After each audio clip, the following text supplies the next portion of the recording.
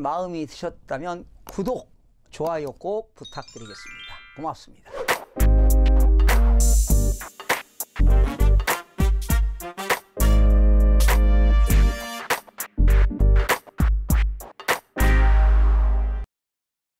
윤호전님, 산지를 사서 닭, 돼지, 염소를 키우고 유실수를 키우고 싶습니다. 지금 56세인데 65세에 은퇴하기 전에 준비하려고요. 저는 어려서부터 대도시에서 생활해서 농사는 사실 하나도 모릅니다. 산에서 살고 싶은 로망이 있습니다. 산지를 사는 건 어리석은 판단일까요? 이분이 산에 사는 게 로망이래. 자연인. 그런데 좋아 보이죠. 네. 참 좋은 꿈을 가지고 계시네요. 네. 그런데 이렇게 할 때는 반드시 가족들과 자녀들과 협의가 이루어져야 돼요. 다 가족이 있으시면은. 근데 사실은 농사일이 어렵거든요. 어렵죠. 그리고 은퇴 후에 가장 힘든 게 하나 있어요. 건강이 허락해야 돼요. 건강이 허락 안 되려도 어떻게 농사를 짓겠습니까? 그래서 대부분 실패하는 경우가 많아요. 그렇군요. 그리고 산을 산다고 그랬는데 산은 임야라고 들어보셨지? 임야, 그 산은 산지관리법이라는 게 있어요. 그 산지관리법에는 보존산지가 있고 준보존산지가 있고 또 보존산지에는 공인용 산지가 있고 임업용 산지가 있는데요.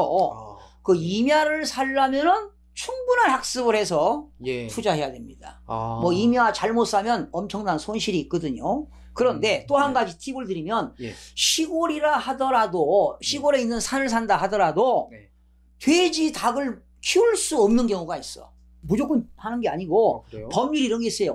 가축 분묘의 관리 및 이용에 관한 법률에 의해서 그 지역에서 가축 사육 제한 구역으로 지정이 되면 거기서는 돼지, 소를 키울 수가 없다고요.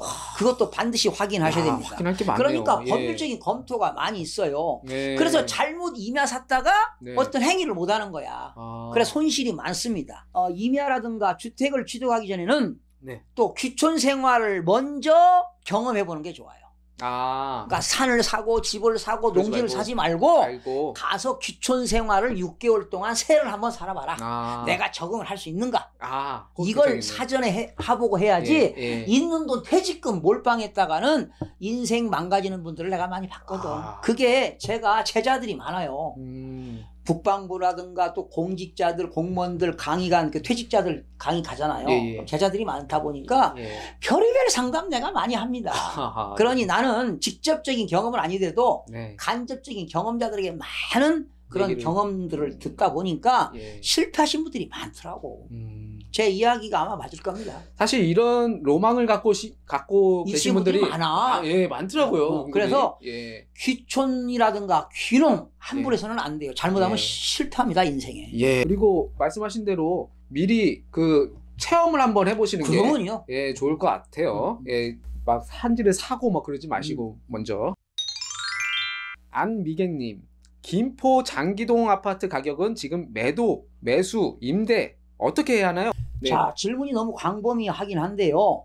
제가 장기동의 아파트가 한두 군데가 아니잖아.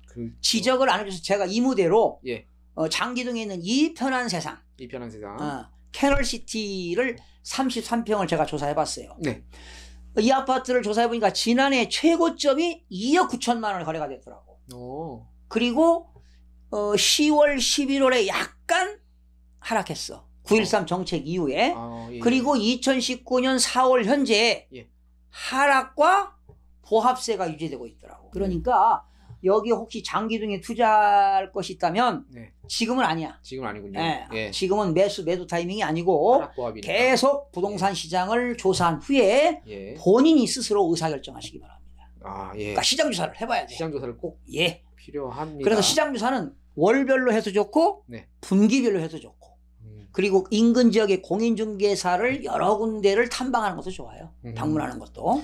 그렇죠. 관심 있으시면 꾸준히 확인을 하셔야겠죠. 어느 타겟을 정해놓고 집중적으로 분석하는 게 좋습니다. 님, 이분은 2020년 세계경제 위기 온다 10가지 위험 요인이라는 영상에 댓글 남겨주셨습니다. 대비책을 말씀해 주세요. 제가 세계 경제 위기 온다 10가지 위험 요인을 제가 말씀을 드렸는데 예. 대비책을 말씀해 주세요. 참 너무 광범위한데. 자, 대비책 있어요. 있어요. 자, 지금의 예. 작금의 시대는 위험과 기회가 공존하는 불확성 시대이기 때문에 네. 무리한 투자는 금물이다. 네. 준비 없는 창업은 하지 마시기 바랍니다. 예. 그리고 지금은 주식 투자도 위험합니다. 예. 준비 없는 조기 은퇴하지 마세요. 그리고 과도한 자녀 교육. 네. 무리해가면서 중산층인데 무리해가면서 전략해가면서 아이들 유학 보내는 거. 예. 이런 거 의미 없어요. 의미 없다. 연수교육? 예. 본인의 의지만 있으면 국내에서도 얼마든지 외국어 능통하게 할 수 있어요. 예. 저는 스스로 셀프로 공부한 사람이니까 알잖아요. 예. 셀프. 외국 예. 유학 안 했어도 네네. 자녀 교육에 너무 과도하게 지출하지 마세요. 그리고 자녀들 결혼시킬 때 말이죠. 남들 의식하지 말고 화려한 결혼식 하는데 아이들 여유자금 다 퇴직금 날리는 거잖아. 네. 그리고 본인은 말년에 얼마나 힘들어요. 거기다가 세계 경제 위기. 지금 우리나라 2019년 1사분기 경제성장률이 마이너스 0.3% 들어오셨죠? 예. 이거 마이너스. IMF 이후에 지금 최대로 지금 위험한 시기입니다. 아하. 이럴 때 함부로 투자하는 거 금물입니다. 근데 다 하지 말라 그러면은 뭘 해야 되나요? 열심히 그냥 자기 직업에서 열심히 종사하고 일을 해야지. 안정적으로. 그러면요. 예. 일을 한다는 거 얼마나 행복합니까? 욕심 부리지 말고. 저축은 아니더라도 현상 유지하는 거죠. 지금요. 은행에서 대출 받아가지고 제2금융권에서 이자를 감당하지 못해서 말이죠. 네. 기업들은 지금 한계 기업이 생기고 있고, 예. 그리고 일반 개인들은 가계부채가 많아가지고 이자를 못 내가지고 지금 연체율이 지금 계속 급증하고 있습니다. 이것이 언제 시한폭탄이 설지 몰라요. 제가 한 얘기들이 예. 조만간에 단계적으로 나올 겁니다. 참 위험한 시기예요. 예. 그래서 제가 세계 경제의 위험 요소 10요소를 얘기한 거잖아요. 네네. 여기에는 의미가 다 있는 겁니다. 예. 그러니까 뭘 섣불리 하면 안 될 것 같아요. 그러니까. 그러면요. 함부로 창업하지 말라고 그랬잖아. 네. 함부로 주식 투자하지 말라고 그랬잖아. 전문가도 망하는 세상인데 안정적으로 하는 게 최고입니다. 안정적으로. 그리고 지금 현업에 종사하시면 직장 다니면서요. 스트레스 받는다고 퇴직 사직서 내고 말이야. 창업하겠다. 이런 거 하면 큰일 납니다. 지금 창업하는 숫자보다 폐업하는 숫자가 더 많다고 그러면요. 지금 그렇게 알려져 있는데 그러다 보니까 지금 서울에요. 종로뿐만 아니라 강화문뿐만 아니라 강남대로도 공실들이 많습니다. 제가 조만간에 말이죠. 전국에 있는 상가, 상업용 부동산 있잖아요. 오피스텔, 중형 상가, 소형 상가에 공실률을 제가 지금 연구하고 있어요. 조만간에 한번 방송 특집으로 나갈 겁니다. 야, 특집이 많이 준비되어 있어요. 지금 준비하고 있습니다. 예, 알겠습니다. 조기열님, 서울에서 아파트 청약해서 분양을 받으면 계약금 및 중도금을 내야 하는데 청약에 당첨되면 바로 당첨된 분양권으로 주택담보대출을 받을 수 있는 건가요? 분양권으로 담보대출은 나중에 되긴 돼요. 되는데 자, 서울이니까 분양가가 9억 이하짜리가 있고 9억 초과가 있잖아. 9억 초과는 대출이 안 돼. 9억 이하만 대출이 되는데 DTI가 40%이기 때문에 9억이면 3억 6천이 대출이 돼요. 처음부터 대출이 아니라 중간 대출이야. 중도금 대출. 그러니까 9억짜리 분양을 받는다면 40%면 3억 6천이 내 돈이 있어야 돼. 그리고 3억 6천은 중간 대출이 돼. 그리고 1억 8천은 돈이 없어도 세를 받을 수 있으니까 9억짜리 분양을 받는다면 무조건 내 돈 3억 6천원 있어야 돼. 기본적으로. 그렇군요. 처음부터 대출되는 게 아니고 내가 계약금 내야 되고 1차 중도금, 2차 중도금 내가 내고 그리고 3억 6천까지만 대출이 된다는 거. 40%만. 중도금 대출. 그것만 기억하시면 돼요. 딘 러프님, 서울 부동산 가격 떨어진다 해도 잘 안 떨어지는 분위기인데 어떤 계기가 있어야 훅 빠질까요? 지금 문재인 정부에서는요. 부동산 부양 정책이 없을 것으로 예상이 됩니다. 그러나 국지적으로는 차이가 있겠지만 중장기적으로는 하락이 예상됩니다. 그렇다고 영원한 하락이 아닙니다. 하락했다가 다시 회복기를 거쳐서 다시 또 상승하게도 있어요. 그렇죠. 항상 부동산은 경기 변동에 의해서 사이클이 있잖아요. 사이클대로. 그럼 어떤 분들은 내가 하락한다 그러니까 계속 하락하냐? 그건 아니지. 하락기가 있으면 회복기가 있고 회복기가 있으면 또 상승기가 있는 거니까. 그러나 지금은 하락기다 이 말이지. 근데 조정기를 거쳐서. 네, 근데 이제 이분이 질문하신 거는 이제 훅 떨어지는 분위기가 있지는 않겠죠. 중장기적으로 계단식 하락할 것이다. 예, 가랑비에 비 옷 젖듯이. 그렇죠. 예, 계속 서서히. 주후님, 내 집 마련 때를 기다리다 화폐 개혁이 오면 어찌 되나요? 지금 한국은행 관계자는요, 단호하게 리디노메이션이라고 하잖아. 화폐 개혁. 한국은행에서는 이런 것들을 하지 않겠다고 하는데 제가 볼 때는 뭐 그렇게 쉽게 이루어지지 않을 것 같아요. 김대중 대통령 때 2002년도인가요? 그때가 2003년도 2002년도에 한국은행 총재가 박승 총재였어. 그 박승 총재가 화폐 개혁을 하기 위해서 1년 동안 준비했는데 그냥 희지부지 없어졌거든요. 그거 왜 그때 안 됐을까요? 잘? 쉽지 않죠. 이게 사회적으로 큰 문제가 있거든요. 그래서 지금 우리나라에 5만 원권이 지금 지하에 말이죠. 엄청난 돈이 숨어 있어요. 그게 화폐 개혁이 되면은 다 나와야 되는 거잖아요. 그렇죠. 근데 그들이 만약에 또 화폐 개혁한다고 그 돈 가지고 물건 부동산 사고 뭐 골동품 사고 미술품 사면 또 가격 올라가겠지. 폭등하겠네요. 그러니까 정부가 쉽지는 않을 겁니다. 그러나 하여튼 고민이 많아요. 그런데 사실은 지금 우리가 막 조하면 막 영이 막 엄청나게 많이 붙잖아. 이거를 일십, 백, 천만 이렇게 해야 돼요. 그렇지. 이렇게 해야지 이게 얼마인지 계산이 안 돼요. 그러니까 커피숍 가면은 3.0 그러잖아. 4.5라는 건 4,500원이에요. 4,500원. 4.5. 그래서 언젠가는 하긴 해야 되는데. 언젠가는. 이 준비 단계도 많이 거치고요. 또 국민들의 호응이 있어야 돼요. 호응이 제일 중요하겠죠. 아무래도. 이거 다 반대하는데. 그렇죠. 억지로 강행하면. 쉽지는 않을 거라고 생각합니다. 그렇겠죠. 그러면은 어쨌든 화폐 개혁 지금 뭐 생각하시는 거는 시기상조다. 그러니까 걱정 안 하셔도 된다. 이렇게 말씀을 드리면 될 것 같고요. 강예자님, 교수님 5년 넘게 시골주택 공시지가 1,900만 원 정도 되는 주택이 상속분쟁으로 장남이 세금을 내고 있어요. 이때 건강보험료에 포함되는지 궁금합니다. 2달 있으면 퇴직을 해야 돼서 부담이 됩니다. 고견을 듣고 싶습니다. 그러면 상속받은 주택을 본인 앞으로 등기를 했나 보다. 장남 앞으로. 그러니까 세금 내겠죠? 그런가 봐요. 그 이제 퇴직하시면 직장보험에서 지역보험으로 넘어가잖아요. 네네, 그렇죠. 그래서 시골 주택도 지역보험 재산에 포함돼서 계산이 되는 건 분명한 사실입니다. 만약에 지역보험에 부담이 된다면은요, 건강보험공단에 가셔서 내가 일정 기간 동안은 부담이 되니까 직장의료보험으로도 납부할 수 있는 제도가 있어요. 한 일정 기간 동안 할 수 있어. 일정 기간 동안. 그러니까 지역보험 하게 되면 보험료가 비싸잖아. 비싸요. 그러니까 일정 기간 동안은 직장의료보험으로도 될 수가 있는 그런 제도가 있으니까 인근에 보험공단 그 지역에 가서 지점에 가셔서 한번 상담을 받아보시기 바랍니다. 그러나 상속재산은 분명히 포함됩니다. 그러니까 뭐 소득이 얼마냐, 재산이 얼마냐, 자동차 차량이 몇 cc냐에 따라서 보험료가 달라지거든. 그러니까 외제차를 타는 사람들은 의료보험도 많이 내는 거죠. 그렇겠죠. 의료보험이 비싸지다. 조알렌님, 이번은 서울 분양아파트 미계약 속출, 아파트 입주 분양권 급락 중이라는 영상에 댓글 남겨주셨습니다. 자, 이해가 안 되는 게 있네요.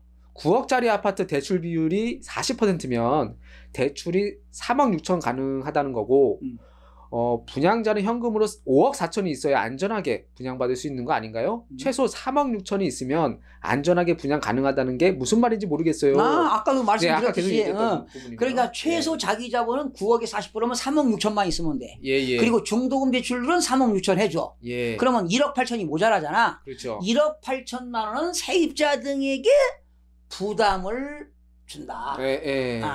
전세가 됐던 월세를 받기 때문에 1억 8천은 여유가 있다 이런 얘기야. 어쨌든 분양을 받을 수 있다. 그 세를 주는 그 경우가 생기면은. 그렇죠. 그러나 이제 내가 세입자를 안 둔다면은 5억 4천 내가 있어야 되겠지. 그렇겠죠. 최소 자기 자본 3억 6천이 있어야 돼. 9억을 받으면 40%니까 3억 6천. 네네, 그렇죠. 그리고 중도금 대출은 40% 3억 6천이 3억 6천. 네. 그러면 나머지 잔금 낼 때 1억 8천 잔금을 20% 내거든. 네. 20%. 네. 그러면 20%가 얼마입니까? 1억 8천이잖아. 1억 8천. 네. 1억 8천은 내 돈이 없어도 네.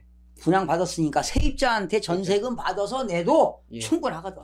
만약에 내가 거주 목적이라면은 5억 4천 5억 4천 다 있어야 되는 그렇죠. 거고. 예. 아, 제가 3억 6천 이 얘기하니까 이분이. 네, 그러니까 그 부분이 계산이 이게 안 맞으니까. 이제 분명히 알았을 거야. 예. 알겠습니다. 피애니 스케이터님, 박사님, 저는 향후 위안화의 행보가 궁금한데요. 물론 국제 정세라는 게 변동성이 워낙 많아서 예측하기 힘들겠지만 제가 지금 위안화를 좀 가지고 있거든요. 그래서 그냥 가지고 있는 것이 나을지 아니면 원화나 달러로 바꾸는 게 나을지 고견을 듣고 싶습니다. 미중 무역 전쟁으로 인해 위안화가 폭락될 가능성도 제기되고 있어서요. 답변 미리 감사드립니다. 아, 이분은 위안화를 갖고 있다는 건 뭐 중국 교포인가?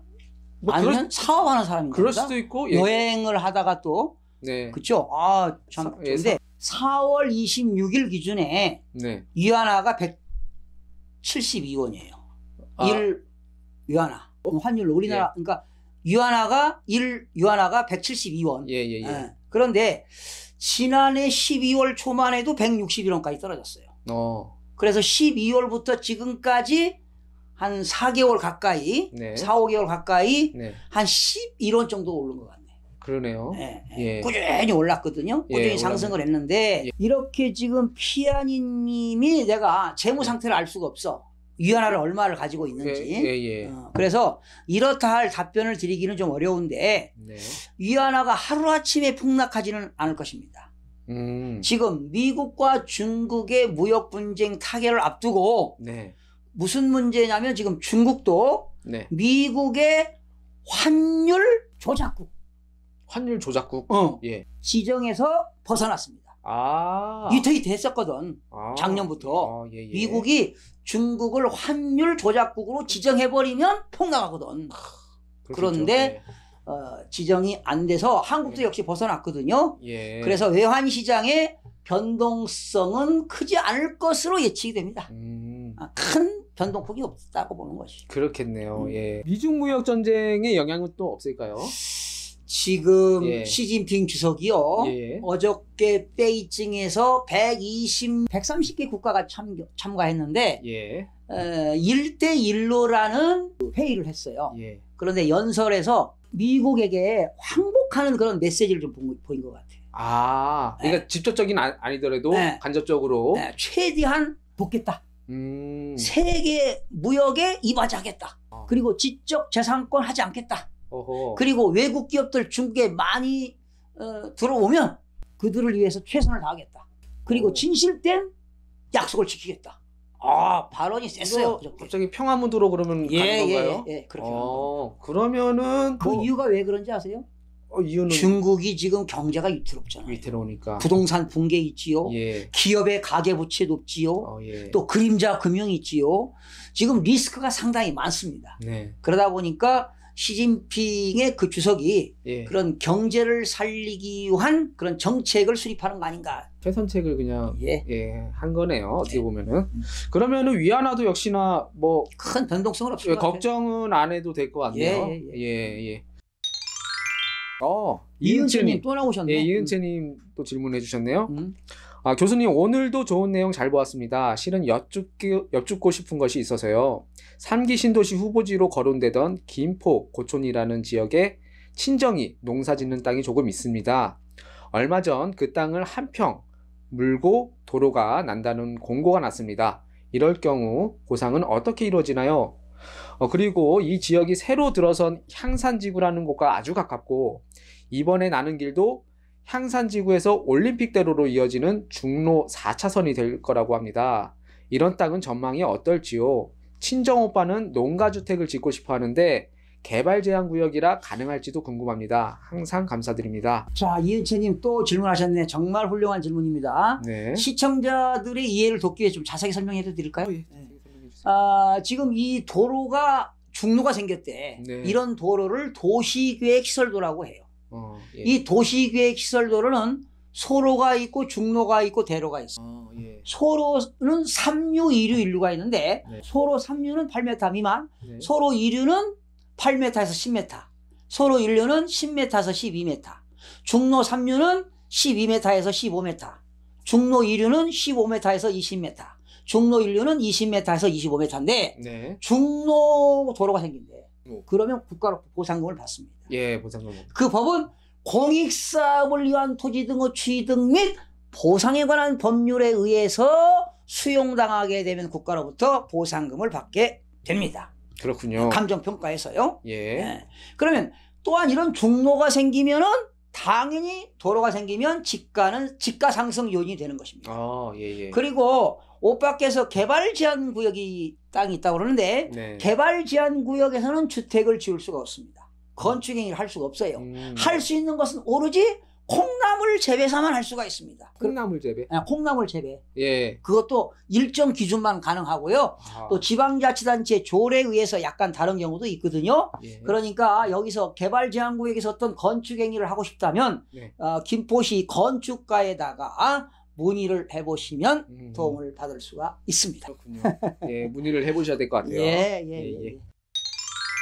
박용혜님, 교수님, 저는 세종에 살고 있는데 집을 분양받으려 하는데 화폐개혁 이야기가 자꾸 나오니 돈 값어치가 없어질까봐 걱정이네요. 또 세종 4생활권도 앞으로 발전할 수 있을까요? 아니면 기존 아파트를 피를 주고 사는 게 나을까요? 교수님의 고견을 듣고 싶습니다. 예. 거기가 그 세종 4생활권이 네. 올목마읍 1단지예요. 예. 그게 세종 마스터 힐스 6 4생활권 아파트입니다. 그걸 현재 짓고 있어. 예. 2020년 9월에 준공 예정입니다. 현재 상황으로는 리디노메이션은 쉽지 않을 것으로 예상이 되고요. 예. 이 2020년 9월에 준공되는 그 세종 마스터 힐스는 네. 프리미엄을 한번 조사해 보세요. 플러스인지 마이너스인지. 네네. 그리고 지금 사실은 세종시는 전국적으로 인구가 유입되는 지역 아니겠습니까? 네. 그런데 사실은 세종시라 하더라도 지금 인구가 유입되는 지역이라 하더라도 조금 전에 말씀드렸듯이 상업용 상가 공실률이 전국에서 1등으로 높아요. 예. 그러니까 서두르지 말고요. 네. 시장 조사를 꾸준히 해보시고 프리미엄이 올라가느냐 떨어지느냐 네, 그런 의사결정 하시면서 타이밍을 좀 조절하시기 바랍니다. 그래서 의사결정하는 게 좋을 것 같아요. 뭐 지역성으로 봤을 때는 어떨까요? 괜찮은? 그렇죠. 세종이면은 뭐 그렇죠. 여기도 좋아요. 예. 그러니까 뭐 화폐 개혁은 크게 신경을 안 쓰셔도 될 것 같아요. 예. 프리미엄을 확인을 해보셔야 될 것 같네요. 그리고 세종시는 앞으로 미래 가치가 있는 지역 아닌가요? 미래 가치가 있으니까요. 예. 그리고 대한민국에서 인구 평균 연령이 가장 낮습니다. 세종시가. 네. 그리고 출산율은 높아요. 좋습니다. 우리나라에서 출산율이 제일 낮은 지가 어딘지 아십니까? 서울특별시 종로구. 아, 그래요? 종로구는 0.65명이야. 0.65명. 아, 서울시가 그런지는 몰랐어요. 서울시의 그런 인구가. 서울시마다 구마다 출산율이 달라. 0.9, 0.8, 0.7. 저는 시골 부근인 줄 알았는데. 아니, 종로구는 0.65명이야. 야, 그렇군요. 그러니까 제가 이런 것들도요, 인구조사를, 제가 인구학을 전공은 안 했지만, 네. 인구학도 연구한다니까. 그러니까, 인구가 많다고 해서 출산율이 높은 건 아니다. 그렇죠. 그렇군요.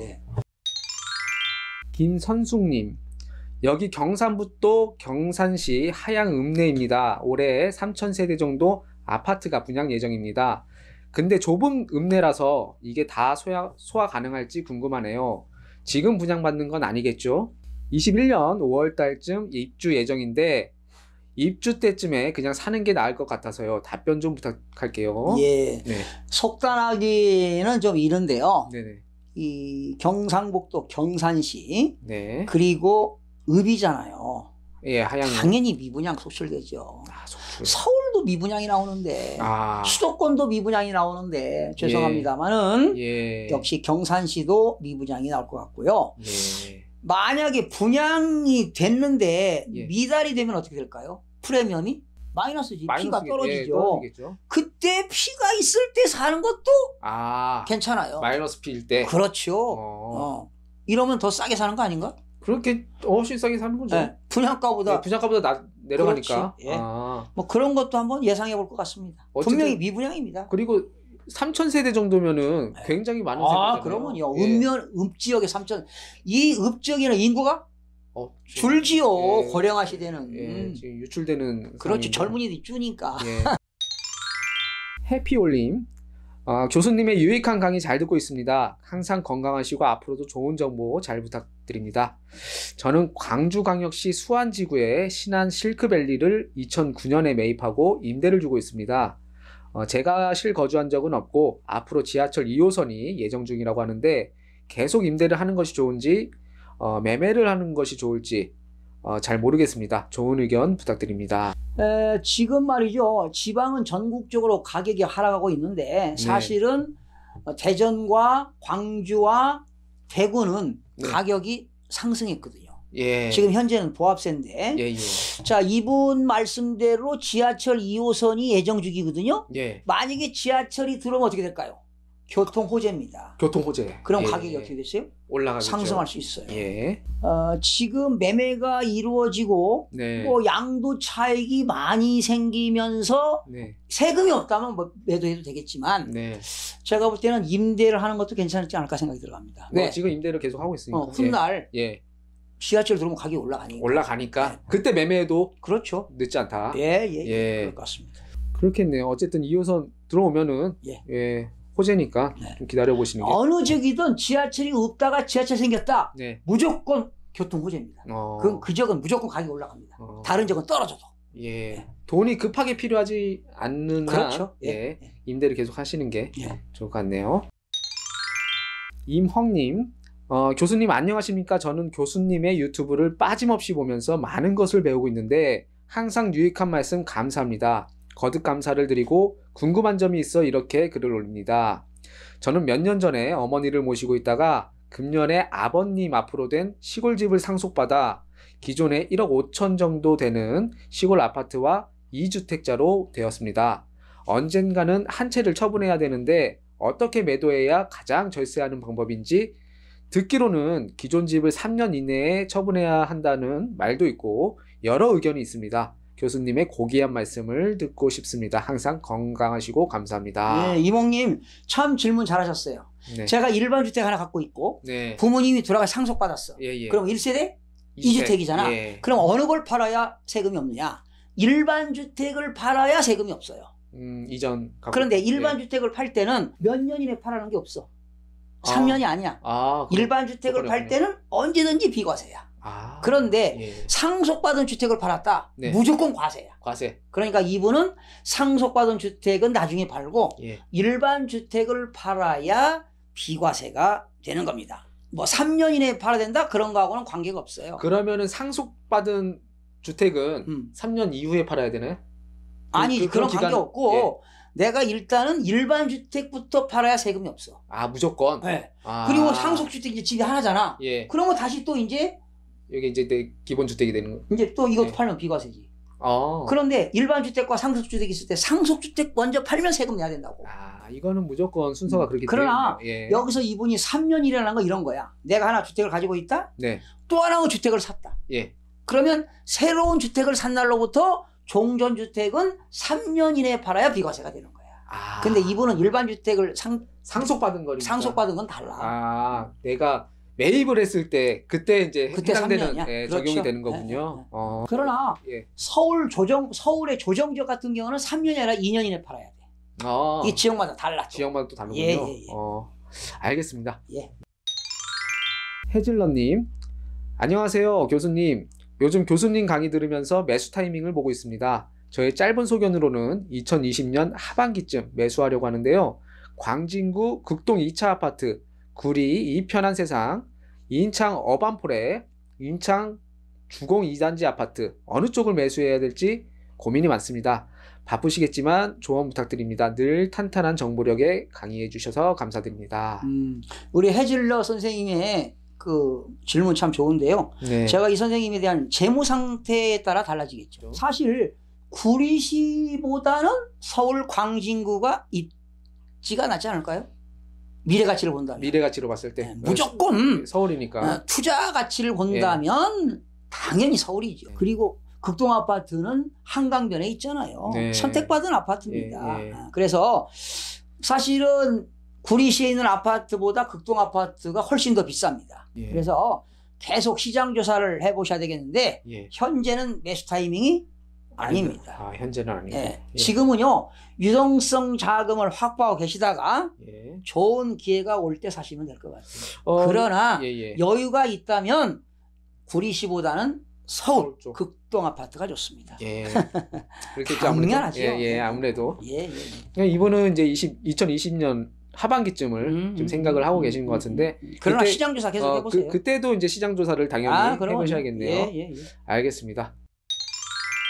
마스피스님, 보증금 50만 원에 월세 29만 원, 방 입주하려다가 사정이 생겨 못 간다 했습니다. 계약서는 못 썼고 50만 원은 미리 준 상태입니다. 근데 50만 원 보증금 못 준다고 합니다. 못 받는 겁니까? 도와주세요. 예. 참으로 안타깝네요. 아, 이분은 사실은 우리나라 법에 의하면 예. 계약서를 안 써도 구두 계약도 계약이거든. 예. 그러니까 계약이 성립되는 거야. 어. 성립되는데 지금 이분은 그 계약금 쪼이면서 보증금으로 지급된 금액이잖아요. 그러게요. 이게 돌려받기 좀 어려워요. 보통은 이제 계약금으로 10분의 1을 먼저 선수금을 주잖아요. 네. 그런데 이제 예. 월세인데 예. 이제 보증금도 싸고 그러니까. 그렇죠? 예. 그런데 이게 궁금한 게 이제 개인 간의 거래를 했는가? 제가 볼 때 또 네. 개업공인중개사하고 통했는가? 네. 그렇다면 만약에 개업공인중개사가 이렇게 계약을 체결했다면 네. 개업공인중개사가 새로운 임차인을 구하는 거야. 50만 원에 29만 원짜리. 예. 그래서 좀 이분한테 도움을 줄 수 있거든. 유도리가 있을 수 있는데 지금 이분 말씀대로라면 개인 간의 거래가 되지 않았나 생각이 들어가. 그렇죠. 이 지금 50만 원의 보증금이라면은 보통 이제 공인중개사를 안 쓰고 개인 간에 하는 경우가 그런 것 같아 많죠. 지금. 예. 그 집주인이 안 준다고 하지. 못 들어온다니까. 예. 배째라 이거야. 이러면 돌려받을 그렇다고 소송할 수도 없고 이거 참 예. 난감한 거지요. 그렇죠? 아. 무슨 사연이 있겠지. 예, 사연이 참 있겠죠. 안타깝네요. 그러나 인간적으로 좀 도움을 요청하는 거야. 네. 인간적으로. 인간적으로. 예. 인정에 호소해서. 그렇죠. 인정에 호소하는 거야. 만약에 공인중개사고 했다면 공인중개사가 좀 유도리를 할 수 있어. 새로운 세입자를 빨리 구하는 거야. 그렇죠. 공인중개사 능력에 의해 그렇지. 해서 예. 세입자한테 돈을 받는 참 거니까. 안타깝습니다. 이제 뭐 없죠. 법적으로는 뭐 해결할 수가 없어요. 5만 원의 계약을 할 그렇죠. 그렇게 해야지. 네, 원래는 그렇게 했어야 되는 거죠. 그렇지. 예. 보증금 50만 원이면 뭐 10만 원 정도, 5만 원 정도 계약을 하고 예. 의사결정을 해야 되는데 예. 그냥 계약서 쓰기 전까지는 주고 그렇지. 예. 아이고 안타깝네요. 알겠습니다. 50만 원도 큰 돈인데. 그렇죠. 예. 그러고 보면 말이야 서민들이 더 손해 보는 세상인 것 같아. 예. 즐거운 홍장군님, 교수님 안녕하세요. 질문이 있어 글 남깁니다. 저는 40대 중반 자녀 3명인 외벌이 가장입니다. 집장만을 하고 싶은데 많이 올라서 비교적 저렴한 청약을 하고자 합니다. 생각지 않게 셋째가 생겨서 다자녀 특공을 생각하고 있습니다. 근데 저와 집사람 모두 청약 예금이 있어 민영만 가능하고 공공은 못 넣고 있습니다. 제 예금이 기간이 더 길어 집사람은 현재 통장 없애고 공공, 민영 다 가능한 종합저축으로 갈아타려고 하는데 좋은 생각일까요? 네, 좋은 생각입니다, 홍장군님. 또 홍장군님, 예. 좋은 생각인데요. 예. 또한 정부가 말이죠. 다자녀 가구들은 좀 혜택이 많지 않나요? 예. 지금 세 자녀라고 했는데 세 자녀부터 다자녀. 네, 그렇죠. 예. 혜택이 많은데 예. 당연히 민영보다 네. 공공 혜택이 있죠. 뭐 그렇게 해서 한번 타보시기 바랍니다. 근데 어느 지역이라고 안 나왔죠? 예, 지역은 안 나왔네요. 안 나왔네요. 예, 또 언제 기회 있으면 지역도 말씀해 주시면 또 추가로 도움 드릴 수가 있습니다. 고맙습니다, 홍 장군님. 수선아님, 강의 감사드립니다. 하락은 구도심에 국한될 것인가요? 갈매동, 별내진건, 별내지금지구의 경우에는 분양가의 2배 이상의 가격이 형성되어 있는데요. 매도 시기와 세 군데 지역 중에서 과연 어느 정도 하락 시에 구입하면 괜찮을까요? 신도시는 계속 오르겠죠? 분양가에 사실 2배가 올랐어요. 요즘 조금 침체되고 있고 좀 떨어지고 있는 것 같은데 지켜보시면 알겠지만 가격이 계속 하락하지 않을까 그런 예상을 해봅니다. 서두르지 마시고요. 매월 또는 분기별로 반드시 시장 조사를 하신 후에 예. 매수 타이밍을 잡아보시기 바랍니다. 예, 예. 만약에 예. 세계 경제 어떤 이슈로 국내 크나큰 경제 위기가 온다면 하락 국면으로 더욱더 깊이 갈 수도 있습니다. 어허. 그러나 예. 지역적으로 국지적으로는 차이가 있겠지만 예. 결과적으로 결국 훗날에는 또 올라가게 돼 있어요. 예. 그래서 매수 타이밍이 대단히 중요한 겁니다. 그냥 늘 시장 조사를 하시고 네. 우리가 업무일지 쓰듯이 네. 그래프를 그리세요. 자기만의 그래프. 언제 시장 조사했더니 얼마더라. 그리고 매물이 공급 수요 원칙이야. 예, 예. 에? 공급은 많고 수요가 적으면 어떻게 될까요? 가격이 떨어지죠. 예. 공급은 적은데 수요가 많으면 당연히 올라가겠죠. 예. 늘 공급 수요도 조사하시고 그 지역의 특성별에 따라서 가격이 달라지는데 그도 별내는 또 지하철이 8호선 연결되잖아요. 네. 그런 이슈로 좀 가격이 많이 올랐어 사실은. 네. 서울하고 접근성이 가깝기 때문에. 네. 강남도 가깝잖아요. 가깝죠. 그래서 많이 올랐는데 그래도 지금은 하락 추세이기 때문에 매수 타이밍을 잘 고려해 보시기 바랍니다. 그 신도시 같은 경우에는 뭐 앞으로 지금 계속 오른다고 볼 수는 없어요. 지금 하락 그래요? 시장이잖아요. 예. 하락이기 때문에 하락했다가 언제까지 하락하느냐가 문제지. 신도시도 마찬가지로 그러면요. 그렇다가 다시 회복기가 있어. 예. 회복기를 거쳐 다시 상승을 하지만 네. 신도시도 역시 지금은 하락기란 얘기입니다. 그러면은 하락기긴 한데 만약에 상승할 때 신도시가 더 급격하게 상승하는 그런 거는 또 그렇게 급격하게 상승은 안 할 겁니다. 신도시라도 해도 10년이 지나고서 신도시가 없어지는 신도시, 사라지는 신도시 생길 겁니다. 일본에서는 동경에서 반경 4, 50km 신도시들이 다 매몰됐어요. 노령화로. 노령화로. 젊은이들이 없으니까. 빈집도 많고. 하긴 지금 우리나라도 지금 고령화 시대로 지금 가고 있는 상황이기 때문에 신도시가 언제까지 신도시가 되지는 않을 것 같네요. 김계옥님, 교수님, 저희는 제주도에 남편 명의 빌라에서 살고 있는데요. 제가 부동산 지식이 없다 보니 작년 9.13 정책 바로 이후에 의정부 신곡동 이편한 세상 추동공원 아파트 30평을 프리미엄 2천만 원 주고 매수하여 지금 월세 놓고 있습니다. 진작에 교수님 유튜브 시청하게 되었더라면 좋았을 텐데 교수님께 질문 2개 드립니다. 자, 먼저 첫 번째 질문부터 읽어볼게요. 의정부 신곡동 이편한 아파트 앞으로 전망 어떻게 보시나요? 동호수는 아주 좋다고 합니다. 9.13 부동산 대책 이후에 샀으니까 좀 비싸게 샀다. 비싸게. 그렇죠? 2천만 원 피를 주고 샀네요. 프리미엄 2천만 원. 만약에 지금도 이제 월세 수익이 들어온다면 그리고 투자 수익률이 높다면 뭐 최고지 뭐. 그죠? 그런데 투자 수익률에는 2가지가 있어요. 소득 수익률이 있고 그리고 자본 수익률이 있어요. 그리고 의정부는 수도권 정비계획법에 의해서 과밀억제권이기 때문에 인구가 유입되는 지역이라고 볼 수가 있거든요. 꼭 또 뭐 유입된다기보다는 유동인구가 많다는 거지. 유동인구가 괜찮을 것 같기도 해요. 이미 샀고 월세를 주고 있으니까 월세 계속 들어오면 좋지 뭐.